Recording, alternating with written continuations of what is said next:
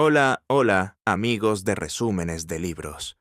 Prepárense para un viaje épico, porque hoy vamos a destripar El origen de las especies de Charles Darwin, un libro que no solo revolucionó la ciencia, sino que cambió para siempre cómo entendemos la vida.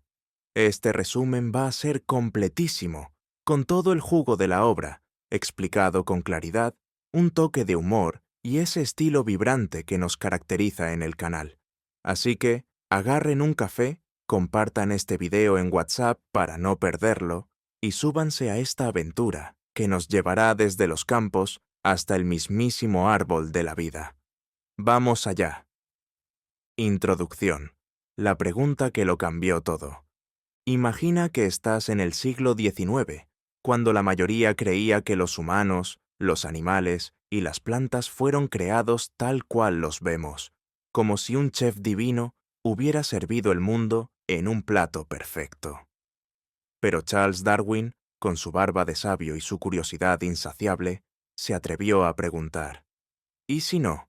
¿De dónde vienen los millones de bichos, árboles y nosotros mismos? ¿Siempre fuimos así de fabulosos o hay una historia más loca detrás?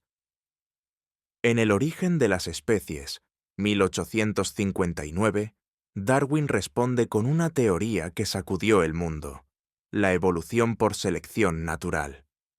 Este libro no es solo ciencia, es un cambio de lentes que te hace ver la vida como un lienzo en constante cambio. Vamos a desglosarlo capítulo por capítulo, con todos los detalles, un poco de chispa y sin dejar nada fuera. Capítulo 1. El toque mágico del humano. Selección artificial. Darwin arranca en terreno conocido, nuestros patios, granjas y corrales. No nos lleva a selvas exóticas ni a océanos profundos, sino a casa. Piensa en tu perro. Puede ser un pomeraniano que parece un peluche, un pastor alemán que da miedo solo con mirarlo, o un callejerito con más actitud que un rockstar. Todos son diferentes. Tamaño, pelaje, carácter, parecen de planetas distintos. Pero aquí va el dato bomba. Todos descienden de un ancestro común, un lobo salvaje. ¿Cómo llegamos de un lobo gruñón a un chihuahua que cabe en tu bolso? Gracias a los humanos, que hemos jugado a ser escultores de la naturaleza con algo que Darwin llamó selección artificial. Hace miles de años, los humanos empezamos a domesticar lobos. Elegimos a los menos agresivos, los que no nos miraban como si fuéramos su cena. Les dimos comida, un lugar junto al fuego, y a los más salvajes los mandamos a pasear. Los cachorros de esos lobos amigables heredaron su carácter tranquilo, y nosotros, astutos como siempre, seguimos seleccionando a los más dóciles para criar. Generación tras generación, este proceso transformó al lobo en el perro leal de hoy. Pero no solo eso. Si alguien necesitaba un perro para cazar, elegía al más rápido y con mejor olfato. Si quería un guardián, iba por el que ladraba como loco y parecía un tanque. Si solo quería un compañero adorable, se iba por el más pequeño y tranquilo. Así, de un solo ancestro, creamos cientos de razas. Es magia, pero sin varita. Esto no se limita a los perros. Mira tu plato. El repollo, la coliflor, el brócoli, la col rizada, todos vienen de una misma planta silvestre, una especie de mostaza. Los humanos, con paciencia de monjes, seleccionaron rasgos específicos: hojas más grandes para el repollo, flores más gordas para la coliflor, tallos más gruesos para la col rizada. Darwin, que era fanático de criar palomas, vio lo mismo. Los criadores elegían palomas con picos, plumas o colores específicos, y en pocas generaciones tenían la paloma de sus sueños. Este capítulo nos enseña que las especies no son inamovibles. Están llenas de variación, pequeñas diferencias que los humanos podemos moldear. Somos como chefs que, con el ingrediente crudo de la naturaleza, cocinamos razas y cultivos a nuestro gusto. Pero, ¿qué pasa en la naturaleza, donde no hay humanos jugando a ser chefs? Esa es la gran pregunta que nos lleva al siguiente capítulo. Capítulo 2. El lienzo de la naturaleza. Variación natural. Ahora entramos al reino salvaje, donde no hay granjeros ni criadores de palomas tomando decisiones. Darwin nos dice, para entender cómo selecciona la naturaleza, primero hay que aceptar que la variación está en todas partes, sin necesidad de humanos. Ve a un bosque y compara dos hojas del mismo árbol. ¿Son idénticas? No. Siempre hay un pequeño detalle. El tamaño, el color, las venas. Hasta dos gemelos idénticos tienen diferencias sutiles. Esa es la regla de la naturaleza.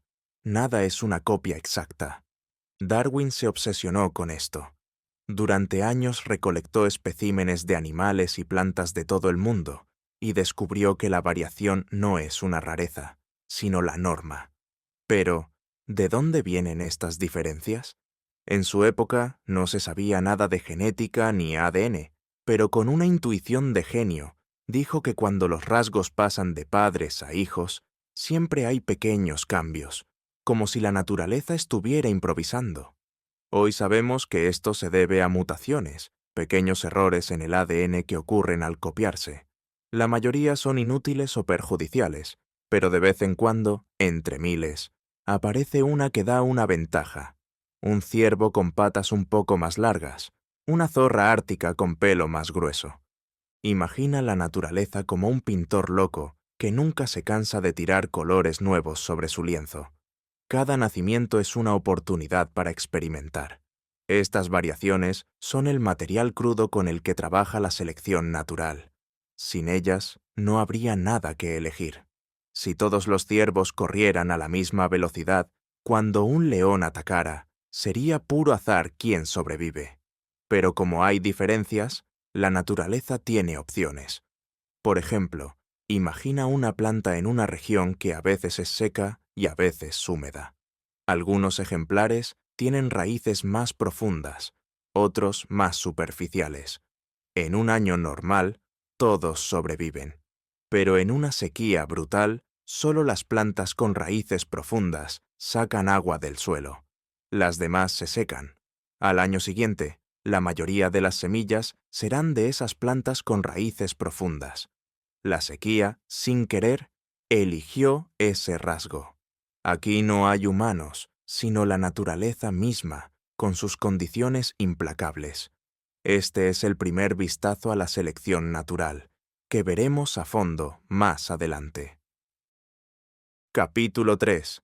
La guerra de la vida. Lucha por la existencia. Darwin nos da un baño de realidad. La vida no es un picnic con manteles y canastas. Es una guerra sin tregua donde todos luchan por sobrevivir. A esto lo llamó la lucha por la existencia, el segundo pilar de su teoría. Y no solo es un león persiguiendo a un ciervo.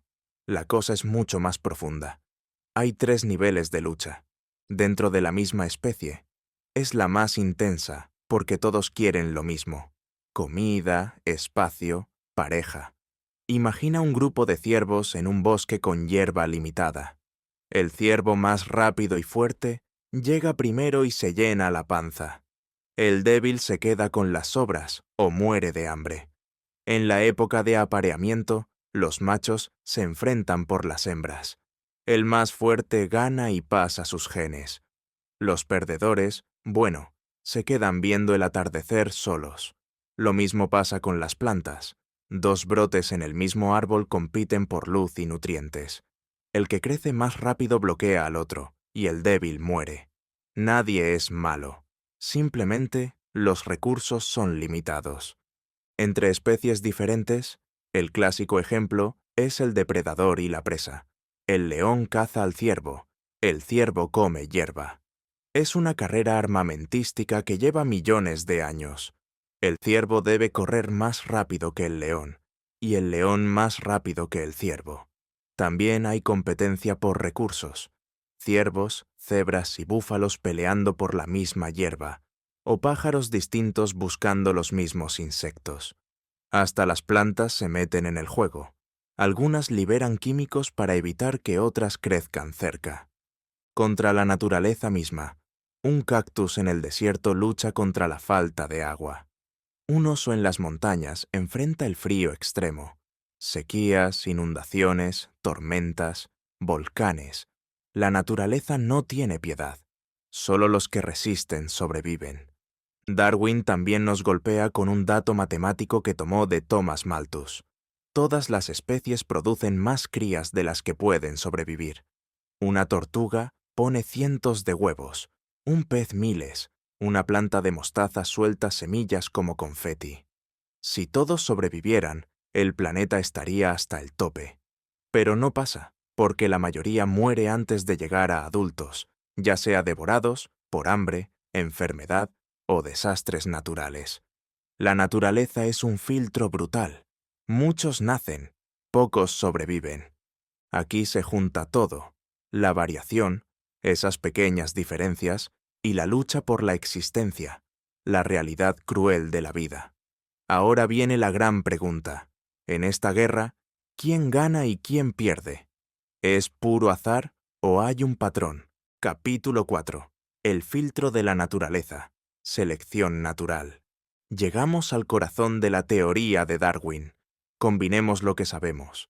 La naturaleza está llena de variaciones, y la vida es una lucha constante donde no todos sobreviven. Aquí entra el concepto que cambió el mundo: la selección natural. Es el juez invisible que decide quién pasa el filtro, sin necesidad de un dios o una fuerza mística. Es solo el resultado lógico de las reglas de la naturaleza. Imagina un grupo de conejos marrones en un terreno del mismo color. Por variación natural, algunos son más oscuros, otros más claros, y por una mutación rara, algunos son blancos. Llegan los halcones, que cazan desde el cielo. Los conejos marrones se camuflan perfectamente, pero los blancos brillan como luces de neón. ¿Qué pasa?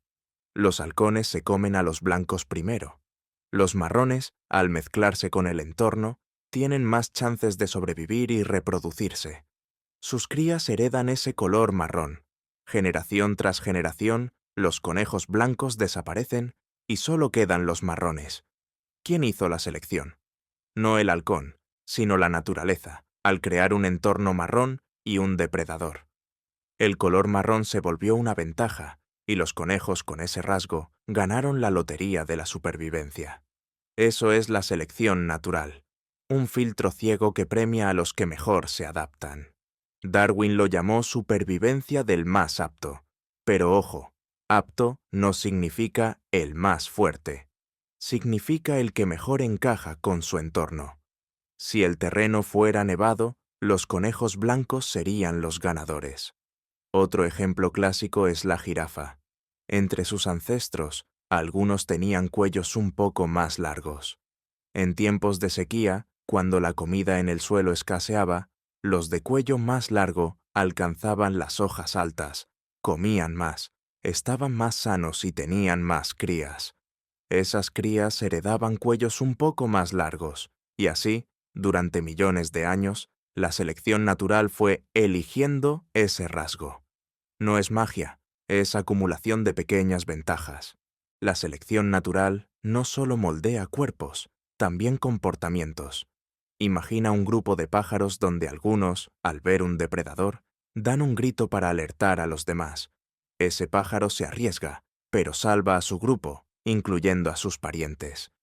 Como sus genes se pasan a la siguiente generación, ese comportamiento altruista se refuerza. Así, hasta actos de sacrificio pueden evolucionar si benefician al grupo.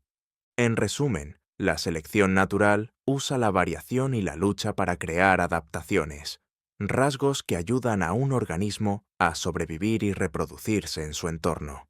La jirafa con su cuello largo, el conejo con su camuflaje, el cactus con sus espinas, todos son productos de este proceso.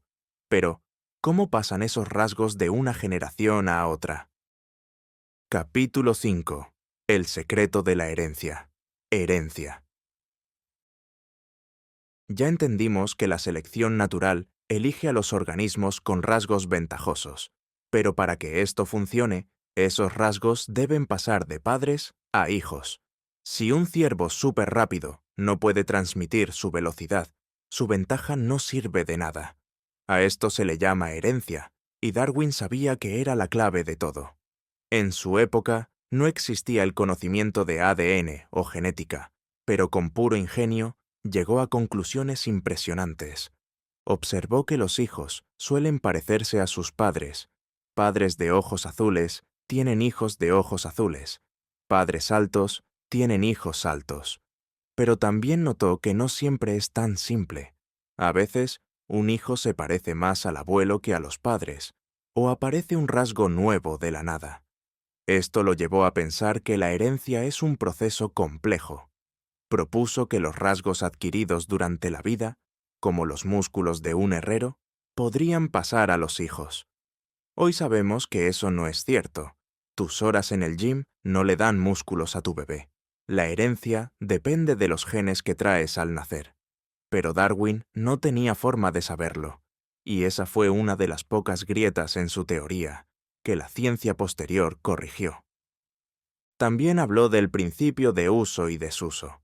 Los órganos que se usan mucho se desarrollan más y pueden pasar así a la siguiente generación.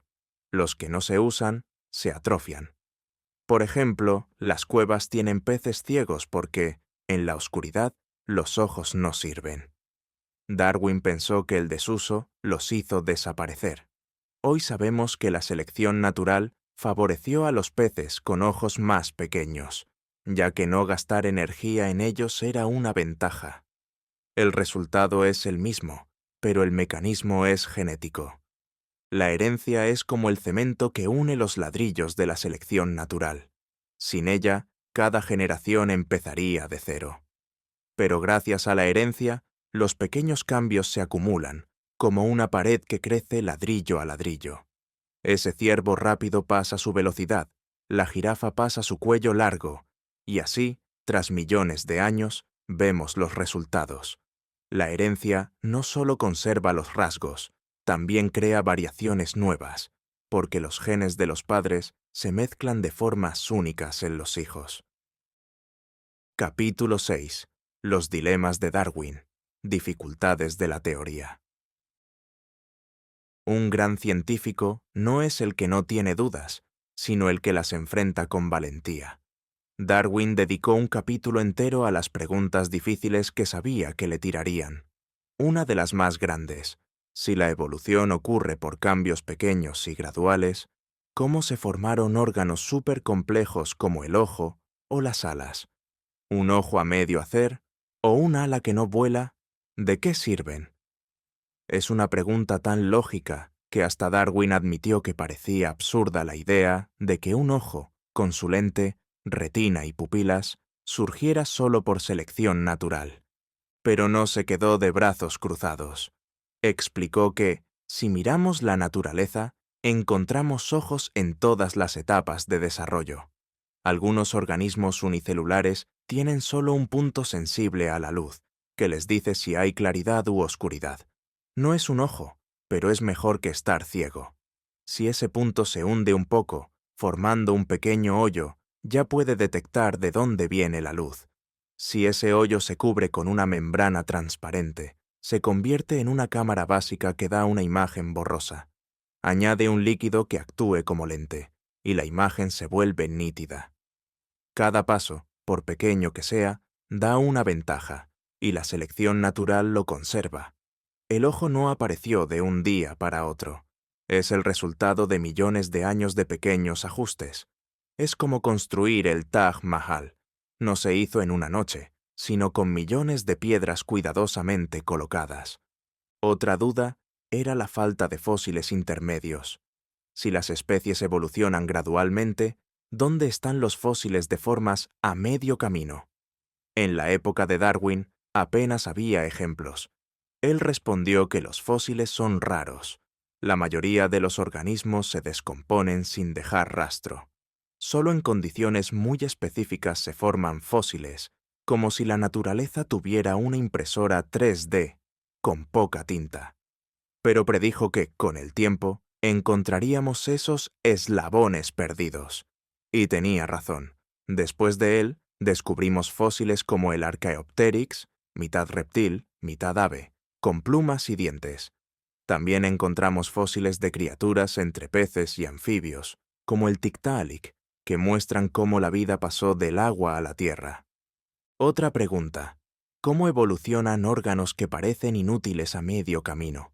Una ala pequeña no sirve para volar. Entonces, ¿por qué la seleccionó la naturaleza?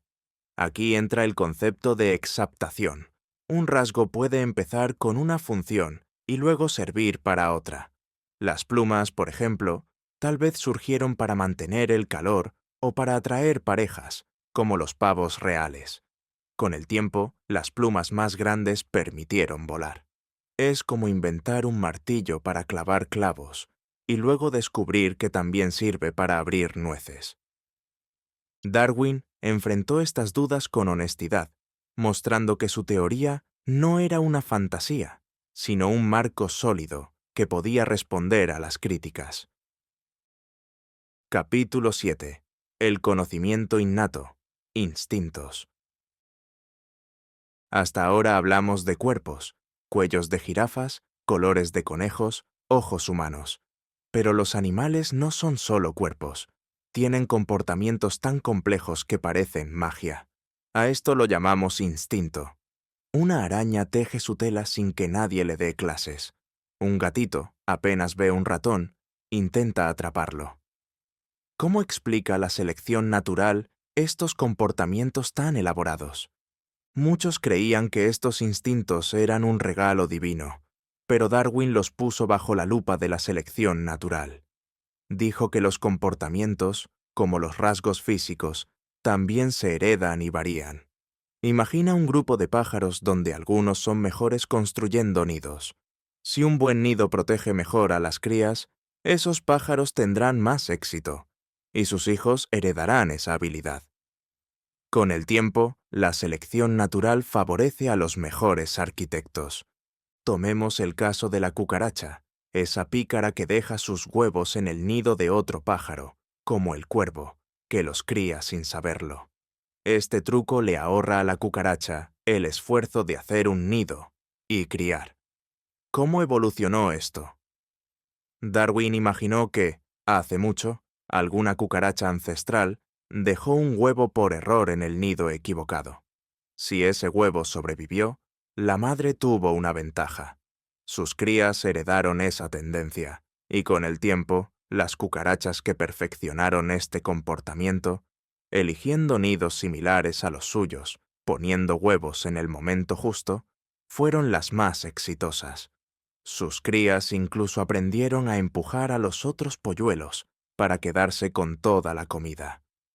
Así, en millones de años, nació este comportamiento astuto. Otro caso alucinante es el de las abejas y hormigas. En sus colmenas, las trabajadoras no tienen hijos. Dedican su vida a servir a la reina y criar a sus hermanas. Esto parece contradecir la selección natural. Si no se reproducen, ¿cómo pasan sus genes? Darwin resolvió esto con una idea revolucionaria: la selección de parentesco. Las abejas trabajadoras no tienen crías, pero ayudan a la reina, su madre, a producir miles de hermanas. Como comparten muchos genes con ellas, al salvarlas, están pasando sus genes indirectamente. Sacrifican su reproducción, pero aumentan la supervivencia de la colonia. La selección natural favoreció estas colonias altruistas porque eran más exitosas. Esto nos enseña que la evolución no siempre es egoísta. A veces, el sacrificio es la mejor estrategia. Capítulo 8. Los secretos enterrados en piedra. Fósiles. Hemos explorado la teoría de Darwin con ejemplos del presente, pero un buen científico necesita pruebas del pasado. Ahí entran los fósiles, las huellas petrificadas de la vida antigua, como un diario escrito en roca.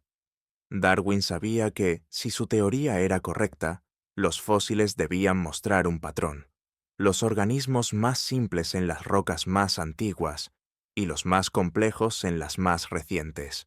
Y así fue.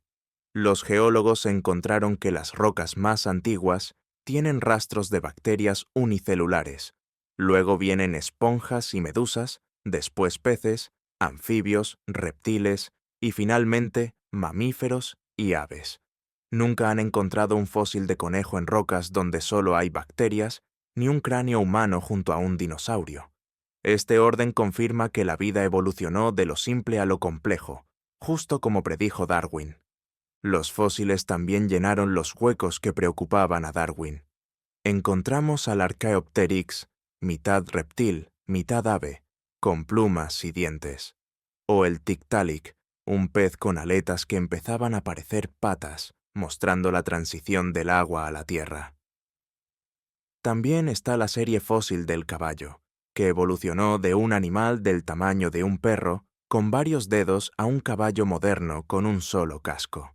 Estos fósiles son como fotos de una película que muestran cada paso del cambio. Los fósiles también nos hablan de extinción. Dinosaurios, mamuts, tigres dientes de sable. Todos reinaron y desaparecieron. Esto refuerza la idea de la lucha por la existencia.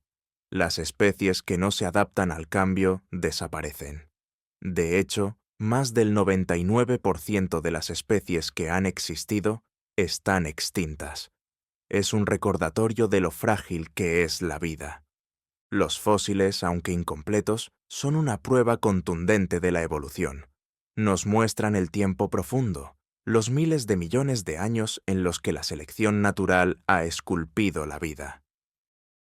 Capítulo 9. El mapa del mundo y la dispersión de la vida. Biogeografía. Darwin no solo era un científico, también un viajero empedernido. En su aventura en el HMS Beagle, recorrió el mundo y notó algo curioso. Lugares con climas similares, como las selvas de África y Sudamérica, tienen animales y plantas completamente distintos. Si una fuerza divina hubiera creado las especies para cada ambiente, los bichos en lugares parecidos serían iguales. Pero no. Esto llevó a Darwin a pensar que cada especie tiene un centro de origen y se expande desde ahí. El mejor ejemplo son las Islas Galápagos, a unos cientos de millas de Sudamérica. Darwin vio que los animales de las islas, como tortugas y pájaros, se parecían a los del continente, pero no eran idénticos. Cada isla tenía sus propias versiones. Las famosas pinzones de Darwin son el caso estrella. En una isla tenían picos fuertes para romper semillas duras. En otra, picos finos para cazar insectos. En otra, picos adaptados para chupar néctar de cactus. ¿Cómo pasó esto?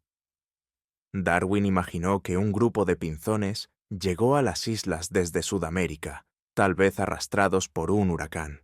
Al asentarse en diferentes islas con distintos alimentos, la selección natural fue moldeando sus picos. En 1000 años, esos pinzones se convirtieron en especies distintas. Esto es especiación, la creación de nuevas especies, y las islas son como laboratorios naturales. Esto explica por qué los canguros están solo en Australia. Cuando el continente se separó del resto del mundo, los marsupiales, que llevan a sus crías en una bolsa, ya estaban ahí. Sin competencia de mamíferos placentarios, como leones o humanos, evolucionaron en formas únicas. Las barreras geográficas como océanos o montañas dividen poblaciones y cada grupo evoluciona por separado hasta convertirse en especies distintas. La geología y la evolución van de la mano. Capítulo 10. Todos somos uno. Origen común. Llegamos al clímax de este viaje.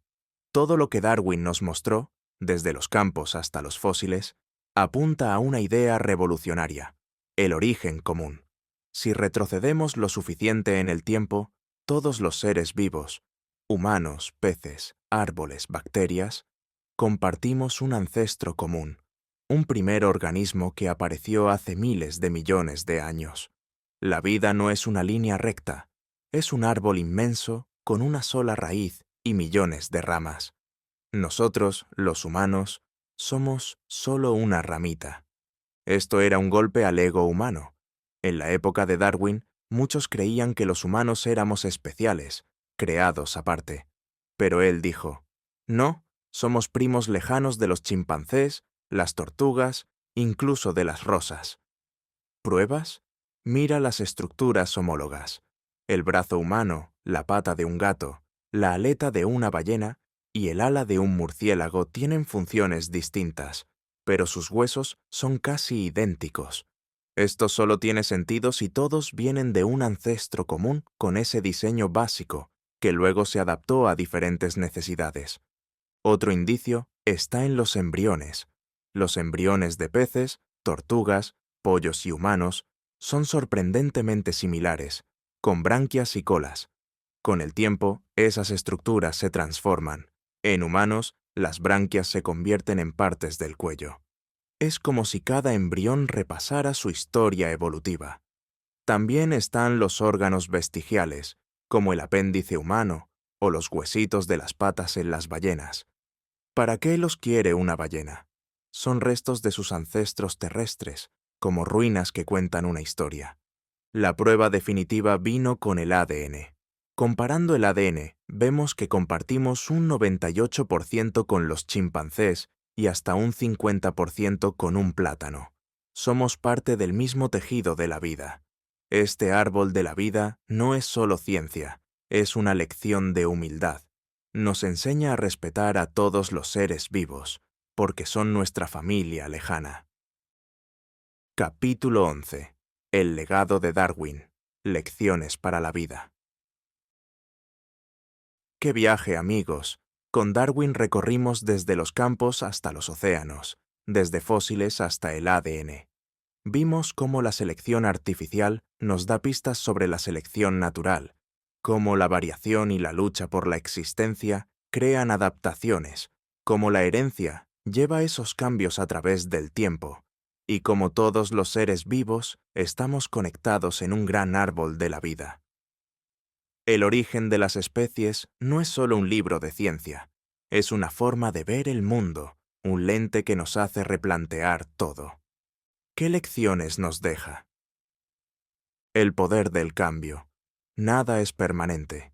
Las especies que no se adaptan, desaparecen. En nuestra vida, debemos abrazar el cambio, aprender cosas nuevas y adaptarnos a lo que venga. Si te resistes, te quedas atrás. Pequeños pasos, grandes resultados. La evolución no ocurre de un día para otro. Es el acumulado de pequeños cambios. Si quieres lograr algo grande, da pasos pequeños y constantes.